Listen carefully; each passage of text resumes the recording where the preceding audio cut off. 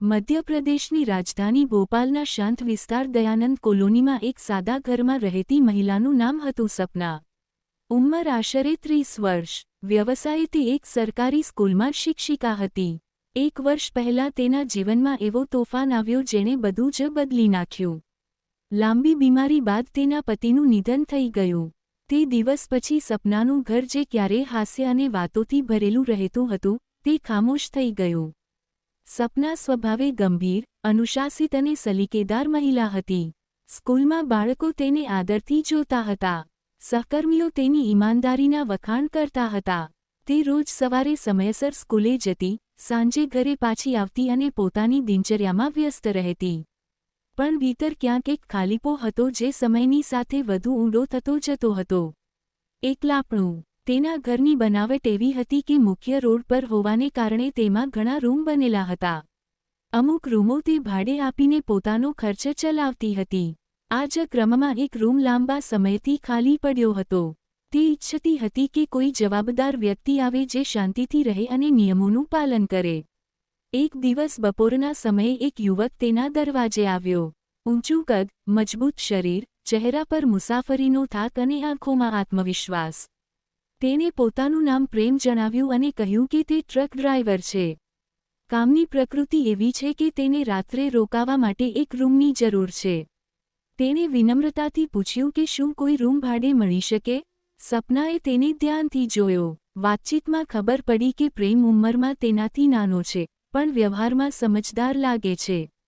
તેણે શરતો સ્પષ્ટ રાખી, સમયસર આવવું જવું, શાંતિ જાળવવી અને પડોશનું સન્માન. પ્રેમે હા પાડી દીધી. કેટલીક ફોર્મેલિટી પછી રૂમ તેને આપી દેવામાં આવ્યો. શરૂઆતના દિવસો સામાન્ય હતા. પ્રેમ સવારે જલ્દી નીકળી જતો અને રાત્રે પાછો આવતો. સપના પોતાની દિનચર્યામાં લાગેલી રહેતી. બંને એકબીજા સાથે મર્યાદિત વાતચીત કરતા, નમસ્તે, હાલચાલ અને ક્યારેક હવામાનની વાત. પણ માણસની ભાવનાઓ હંમેશા નિયમોમાં બંધાતી નથી. ધીરે ધીરે બંને એકબીજાની હાજરીના અભ્યસ્ત થવા લાગ્યા. સિઝન બદલાઈ રહી હતી, સાંજ જલ્દી ઢળવા લાગી હતી. એક રાત્રે પ્રેમ કામથી થાક્યો પાયો પાછો આવ્યો. સપનાએ તેને ગરમ કોફી બનાવી આપી. બસ એક સામાન્ય માનવીય સંવેદના. એ જ નાનકડી વાતચીતમાં બંનેના મનના કેટલાક ખૂણા ખુલી ગયા. એકલાપણાની વાતો, જીવનની મુશ્કેલીઓ, ભવિષ્યની અનિશ્ચિતતા, બધું જ શબ્દોમાં વહેવા લાગ્યું. તે રાત્રે કોઈ મોટો નિર્ણય ન લેવાયો, પણ એક ચૂપકીદી તૂટી ગઈ. આગલા દિવસોમાં વાતચીત વધી. સીમાઓ ધૂંધળી થવા લાગી. સપના જે હંમેશા પોતાના આચરણને લઈને સજાગ રહેતી હતી, તે પોતે જ અસમંજસમાં હતી. તે જાણતી હતી કે સમાજની નજર સખત હોય છે, ખાસ કરીને એક શિક્ષિકા પર. છતાં ભાવનાઓનો પ્રવાહ તર્ક કરતા તેજ હતો. સમય વીતતો ગયો. બંને વચ્ચે નિકટતા વધતી ગઈ. તેમણે પોતાના સંબંધને પોતાની નજરમાં સાચો ઠેરવવાની કોશિશ કરી. અમે કોઈનું નુકસાન નથી કરી રહ્યા. અમે બંને એકલા છીએ. અમે એકબીજાની ઇજ્જત કરીએ છીએ.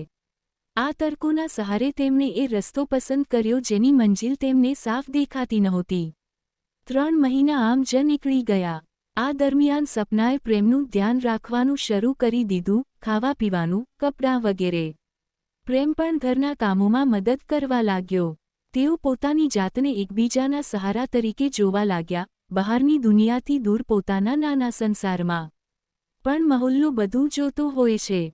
પડોશીઓની નજરો દરેક હરકત પકડી લેતી હોય છે. ગણગણાટ શરૂ થયો. કોઈએ કંઈ કહ્યું નહીં પણ સંકેતો મળવા લાગ્યા. સપનાએ ધ્યાન આપવાની કોશિશ કરી પણ મોડું થઈ ચૂક્યું હતું. એક દિવસ બંનેને શહેરની એક હોટલ પાસે જોવામાં આવ્યા. વાત ફેલાઈ ગઈ. લોકોએ પોતપોતાના તારણો કાઢી લીધા.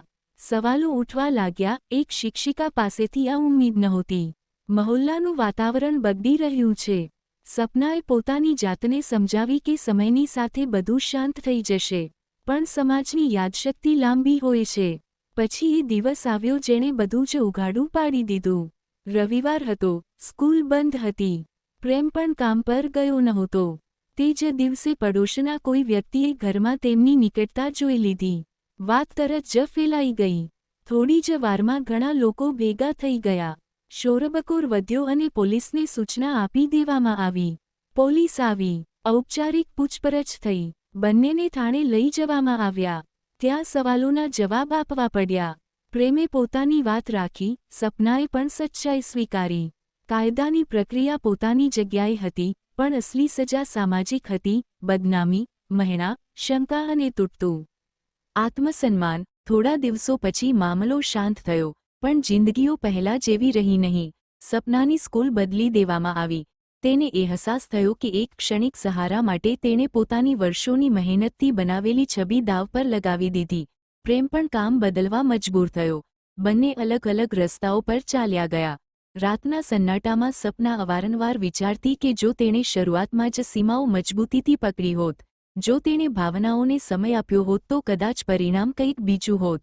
તેણે એ પણ સમજ્યું કે એકલાપણું માણસને નબળો બનાવી દે છે અને નબળાઈમાં લેવાયેલા નિર્ણયો દૂર સુધી અસર કરે છે.